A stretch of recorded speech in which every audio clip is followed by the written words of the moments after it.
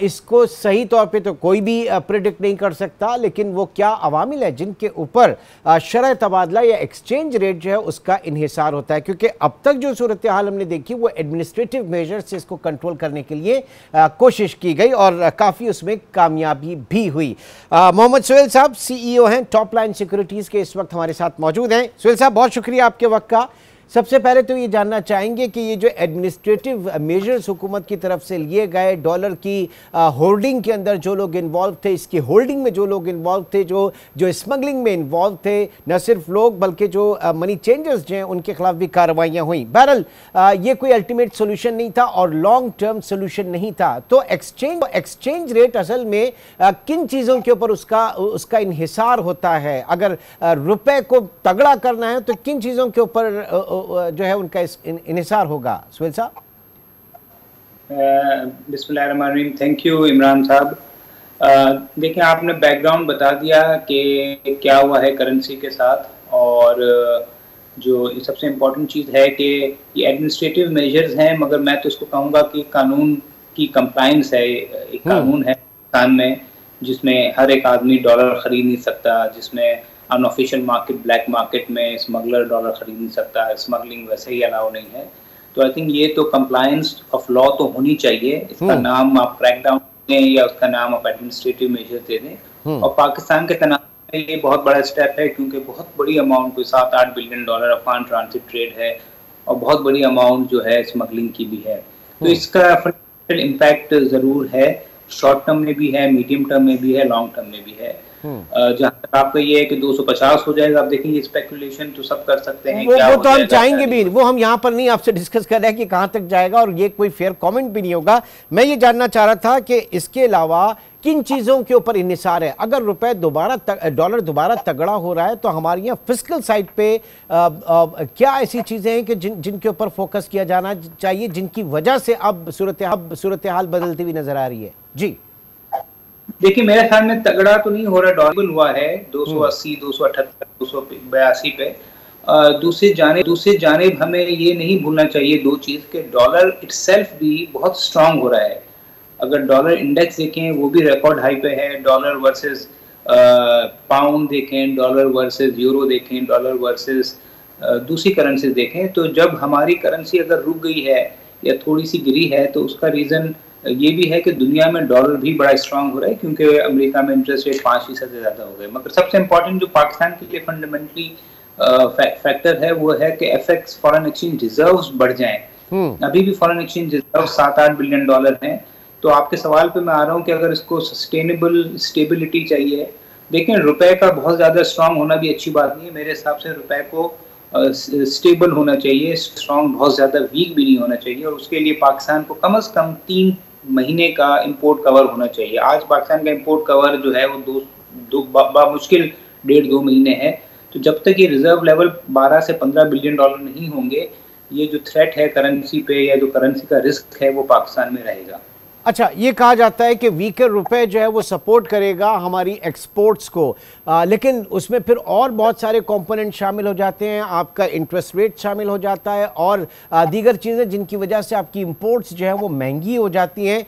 तो ये domestic economy तो इस वक्त चाहे वो इन्फ्लेशन के अंडर दबी हुई है, फिर वो पॉलिसी रेट के अंदर दबी हुई है, स्पेस नज़र नहीं आ रही कहीं पे, चाहे वो मॉनेटरी साइड पे हो या वो फिस्कल साइड पे हो। देखिए इमरान साहब, ये बहस बड़ी लंबी है, मगर ये चूजिंग बिटवीन द इविल है। या तो हम करेंसी को एडजस्ट कर दें और सब्सिडीज़ को हटा दें, एक ये तरीका है, और दूसरा तरीका है कि हम करेंसी को एडजस्ट ना करें और सब्सिडी देते रहें। तो जो पहला वाला तरीका है वो बेहतर तरीका है कि हम कोई सब्सिडी ना दें। अगर एक्सपोर्टर कॉम्पिटिटिव होगा तो वो एक्सपोर्ट करेगा। आज बांग्लादेश में भी जो है गैस की शॉर्टेज है, आज बांग्लादेश में भी गैस की कीमत बढ़ गई, मगर वो कम्पेटिटिव हैं। तो मेरे ख्याल में प्राइस डिस्टॉर्शंस नहीं होने चाहिए। दूसरा जो आपने कहा कि इकोनॉमी की बात की, मेरे ख्याल में तो इकोनॉमी में साइंस ऑफ ग्रेजुअल रिवाइवल है।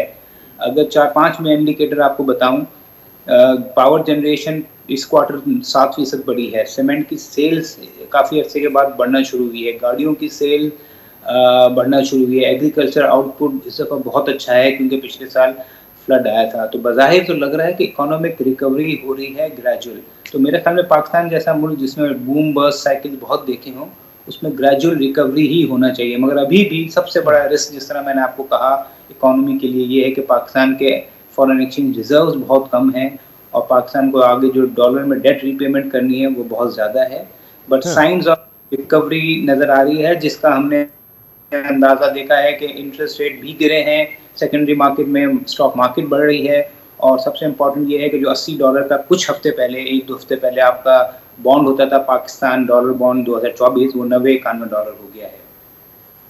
तो ये इंडिकेशन है आगे थोड़ी मॉनेटरी ईज की इंडिकेशंस हैं फिर? मैं इसकी तो नहीं कहूँगा, मुझे लगता है स्टेबिलिटी की है। अगले 2-3 महीने तक शायद इंटरेस्ट रेट जो है वो स्टेबल रहें, और अगर इन्फ्लेशन की एक्सपेक्टेशन कम होंगी, करेंसी स्टेबल रहेगी, तो हो सकता है 2-3 महीने के बाद शायद हम ईज देखें। बाजार ही लग रहा है कि 2-3 माह तो शायद इंटरेस्ट रेट जो है, पॉलिसी रेट इसी लेवल पर रहे। अलबत्ता जो सेकेंडरी मार्केट में रेट्स हैं वो गिरावट का शिकार हैं, क्योंकि सेकेंडरी मार्केट जो है वो काफ़ी लॉन्ग टर्म देखती है। ठीक, एक लॉन्ग टर्म प्लान के लिए सुहेल साहब, ये जब हम बात करते हैं 6% इकोनॉमिक ग्रोथ, 7%, तो ये सबसे पहले ये डैमेजिंग नहीं है? क्योंकि जब भी हम ग्रोथ नंबर बढ़ाते हैं अपना और उसके बाद हम देखते हैं कि हमारी इंपोर्ट्स जो हैं वो खुल जाती हैं, बैलेंस ऑफ पेमेंट का क्राइसिस एक खड़ा हो जाता है पाकिस्तान में, फिर अल्टीमेटली एक पूरा विशेष साइकिल आ जाता है। क्या ऐसा नहीं हो सकता कि 2-2.5-3% की एक मॉडरेट ग्रोथ है और उसी को हम अगले 5-10 साल के लिए आगे लेकर चलें था और पीछे हम यहाँ पर इंपोर्ट सब्स्टिट्यूशन के ऊपर काम करें, तो ये एक वाइज चॉइस नहीं होगी? बज़ाहिर तो यही लग रहा है कि पाकिस्तान को एक सस्टेनेबल और मॉडरेट ग्रोथ की तरफ जाना चाहिए, जो आपने कहा मे बी 3 से 4%। पर इसका सबसे बड़ा दारोमदार है पाकिस्तान की डेट रीपेमेंट पे। पाकिस्तान के लिए कोई हल नहीं है। हम तो पिछले काफ़ी सालों से इस पर काफ़ी रिपोर्ट्स की हैं और मैं उम्मीद करता हूँ कि केयरटेकर गवर्नमेंट काम शुरू कर देगी कि पाकिस्तान का जो 2 ममालिक से डेट है, चाइना और सऊदी अरेबिया से, वो एक मेजर पोर्शन है जो $20-22 बिलियन हर साल पाकिस्तान को पे करने हैं अगले 2-3 साल। उसमें से कोई 60-65% तो ये 2 ममालिक का है। तो अगर ये केयरटेकर गवर्नमेंट ही बातचीत शुरू कर दे, फिर आने वाली गवर्नमेंट उसको आगे बात को ले जाए कि इन दोनों ममालिक से आपको अपने ताल्लुकात की बेस पे उनका जो डेट रीपेमेंट है उसको डेफर कराना पड़ेगा। तो पाकिस्तान के केस में डेट रीस्केड्यूलिंग की जो बात हम करते हैं वो ज़रा आसान होगी, क्योंकि बहुत सारे लेंडर नहीं है, यूरो बॉन्ड बहुत ज़्यादा नहीं है, कमर्शियल लोन बहुत ज़्यादा नहीं है। अगर ये 2 मुल्क सिर्फ पाकिस्तान के डेट को 5 साल या 10 साल के लिए डेफर कर दें, तो फिर हम 2-3 से निकल के शायद 4-5% की GDP ग्रोथ की तरफ जाएं। इसके साथ साथ पाकिस्तान को बहुत सख्त रिफॉर्म करने पड़ेंगे, नया IMF प्रोग्राम लेना पड़ेगा। तो ये जब ही मुमकिन हो सकता है कि जब पाकिस्तान का जो डॉलर डेट रीपेमेंट है वो डेफर हो। ठीक है, बहुत बहुत शुक्रिया मोहम्मद सुहेल साहब, CEO टॉप लाइन सिक्योरिटीज, इस वक्त हमारे साथ